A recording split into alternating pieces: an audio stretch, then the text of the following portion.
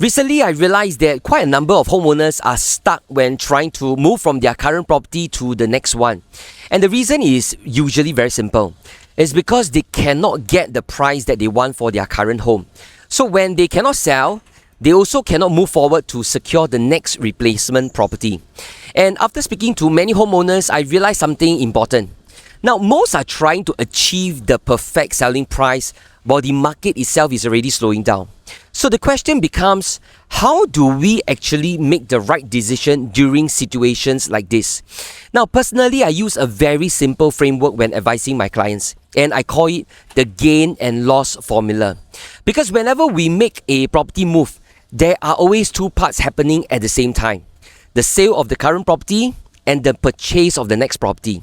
And both sides can either become a gain or a loss. So if you sell your current property below your ideal expectation, naturally it feels like a loss. But what if the next property you are buying has much stronger upside potential? Then the overall move may still place you in a much better position. And this is the part many homeowners don't fully understand and analyze. Because they become too fixated on, I don't want to lose on the selling price. But they forget to ask, what am I gaining next? So recently, I met a client who owned a 2-bedroom new launch unit. And when the project TOP, the profits after costs were honestly not very significant. So she had two choices. Either continue holding and hope prices move higher later, or recycle her funds into another opportunity with stronger future potential. And eventually, she decided to sell and made only around 150,000 gross profits. And at first glance, some people may feel that only 150,000 after so many years. But here is the important part. She used the funds to purchase a 4-bedroom in Pasir Ris at around 1.9 million. And later on, the property moved to around 2.1 million, while the original 2-bedroom she sold still remains stagnant. So technically, although the first move may be a weaker gain during the selling phase, but she had a much stronger performing asset afterwards on the buying phase.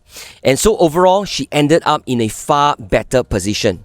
So why do I want to share this with you guys? Now, what I realized is that many owners become trapped trying to maximize every dollar for their current property. So they keep waiting. But while waiting, opportunities move away. Replacement properties also move higher price as well. And eventually, the gap becomes even harder to catch up. Which is why I always tell my clients, don't just analyze what you're losing, but analyze what you're gaining eventually. Because sometimes a move that feels less ideal today may actually position you much better 5 years later.